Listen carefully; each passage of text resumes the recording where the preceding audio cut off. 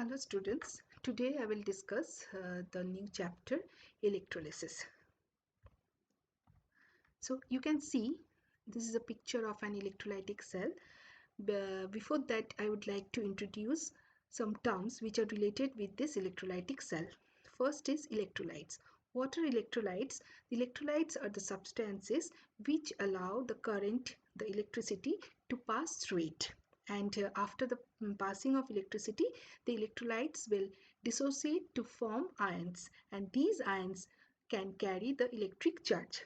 The examples of some electrolytes are acids, all mineral acids like HCl, HNO3, H2SO4, alkalis like KOH, NaOH, salts like sodium chloride, copper sulfate, etc.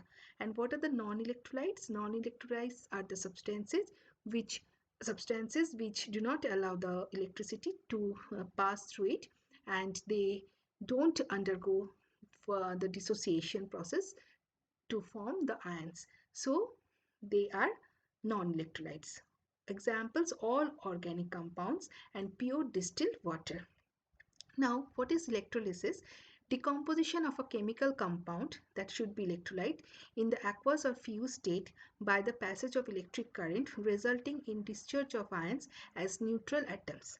See, here I have written the example of sodium chloride. Sodium chloride will dissociate to form Na plus and Cl minus after the passing of electric current. And what will happen? Cations will move to cathode and anions will move to anode. So after the migration of sodium plus at cathode, there will be reduction. Reduction means gaining of electron. So Na plus will gain one electron to form Na atom, and at anode oxidation will occur. Cl minus will lose one electron to form Cl atom. Another Cl atom will come and will combine with this Cl atom to form Cl molecule. Now see, this is the electrolytic cell. Here two electrodes are there. Here it is electrolyte solution. Two electrodes are anode and cathode. Now what are the electrodes? There are two types of electrodes, anode and cathode, by which the current can enter and leave. Okay, this is attached with the battery.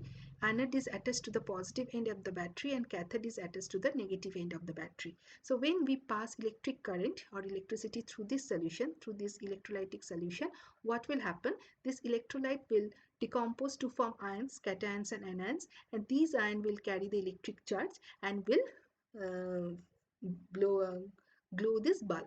So if the bulb is glowing, we can understand the electricity is passing through this solution. Now there are two types of electrolytes, strong electrolyte and weak electrolyte, and according to the amount of ions we are getting, the electrolytes are classified as strong and weak electrolytes according to the ions, number of ions, large or less. So according to that ions, we are classifying electrolytes into strong and weak. So strong electrolytes means which can pass a large amount of electricity, or we can say the strong electrolytes like strong acids can dissociate to form a large amount of ions, and a large amount of electricity can pass through it. Examples are dilute HCl, dilute H2SO4, HNO3, nitric acid, sodium hydroxide, potassium hydroxide, etc. And the salts of these acids like Na2SO4, which is a salt of sulfuric acid, NaNO3, sodium nitrate, which is a salt of nitric acid, copper chloride, which is a salt of hydrochloric acid, lead sulfate, which is a salt of sulfuric acid, lead bromide, which is a salt of bromic acid. And weak electrolytes means which will undergo dissociation, partial dissociation, to form a less amount of ions. So there will be a passage of electricity, less amount of electricity will pass. So all the weak bases like ammonium hydroxide, calcium hydroxide, magnesium hydroxide are the examples of weak electrolytes. Now I said that electrodes are classified as anode and cathode. Anode is attached to the positive end of the battery, cathode is attached to the negative end of the battery. Generally, anions move to anode and cations move to cathode. Always oxidation occurs at anode and always reduction occurs at cathode. A simple way to remember that always oxidation occurs at anode and reduction occurs at cathode, if you remember red cat means always reduction occurs at cathode, and anox, if you remember, anox means always oxidation occurs at anode. Next, there are two types of ions we are getting, cation and anion. Positive charged particles are known as cation, whereas negative charged particles are known as anion. Now, what are the conditions of electrolysis? First, electrolytes should be in molten or aqueous state. Either it will be in molten state or in aqueous state. That means, see, I have taken the simplest example of sodium chloride. We know sodium chloride is an electrovalent compound. Very powerful force that is known as electrolytic force of attraction is there in between sodium plus and Cl minus ion. So if you pass electricity, it will not dissociate to form the free ions like sodium plus and Cl minus. So there will be no free ions to carry the electric charge. If you heat it, then it will dissociate to form the ions Na plus and Cl minus. So if you are heating, they are melting to form Na plus and Cl minus, free ions to move, and these free ions will carry the electric charge.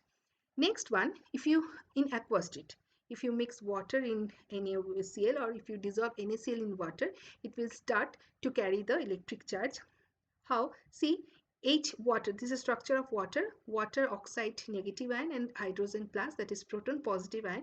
So what will happen? This oxide negative ion will attract the Na plus positive ion, and this proton H plus will attract the Cl minus 1, and thus it will lose that the electrostatic force of attraction between Na plus and Cl minus. So we will get the free Na plus and Cl minus ions to carry the electric charge. Next condition is discharge of ions will be according to the electrochemical series. Suppose we are having in a electrolytic cell, we are having a mixture of cations. We are having more than one cation. So this is a question. So which cation will move to the cathode? And if we are having a mixture of anions, which anion will move to anode? So we will go for this electrochemical series. We know this is the electrochemical series, and the ease of reduction is increasing as we are moving down. So what will happen? The element or the metal which is placed below, that will move first to the cation. Same as for the oxidation, as we are going down, the increasing ease of oxidation, as we are going down, what will happen? That the element or the anion which is placed below, that will move first to the anode. Next one, suppose it will be more clear if we will discuss one example. Copper sulfate, aqueous copper sulfate will dissociate to form copper 2 plus and SO4 2 minus, and water, as it is in aqueous state, water will be there. So water will be dissociated to form H plus and OH minus. So students, you can see we are having two types of cations. One is Cu2 plus, copper 2 plus, another is H plus. Now the question is, which one will go first? Which one will move to the cathode? So let us see the electrochemical series. You can see copper is placed below hydrogen. So what will happen? First, copper will move to the cathode. So copper will move to the cathode by gaining 2 electrons. It will form copper metal. Next one, we have sulfate 2 minus and OH minus. So we can see the electrochemical series. Here OH minus is placed below sulfate. So first OH minus will move to the anode. So OH minus, by losing electron, it will form OH radical, and from OH radical we will get water and oxygen. Next one, nature of the electrode. We are having two types of electrodes, active electrode and inert electrode. Active electrode examples are nickel, copper, silver electrodes, and inert electrodes examples are platinum, graphite. In case of active electrode, no anions will move from the solution to the anode. I repeat, if in an electrolysis process any active electrode like nickel, copper, silver are present, no anion will move to the anode, because anode itself will lose 2 electrons to form copper 2 plus ion. Here copper is losing 2 electrons to form copper 2 plus ion. Next one, in case of inert electrode, what will happen? The anion OH minus will move to the anode, and after losing electron it will form OH radical, and from the OH radical we will get water and oxygen. Next one, comparison between metallic conductor and electrolytic conductor. Metallic conductor, we have taken copper, and electrolytic conductor we have taken copper sulfate.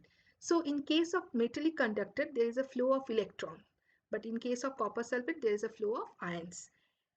In case of metallic conductor, no decomposition occurs. In case of copper sulfate, decomposition of electrolytes occur. They are good conductor of electricity in both solid or in liquid state, but in case of copper sulfate, it should be in liquid or aqueous state. No new substances are formed in case of metallic conductor, but new substances are formed in case of electrolyte. Let us take the example of electrolysis of molten or fused lead bromide. Here you can see PbBr2 will dissociate to form Pb2 plus and 2Br minus. Here we have taken inert electrodes, that is graphite. So both the electrodes, that is carbon, that cathode and anode, are made up of carbon. Cathode, that cation will move.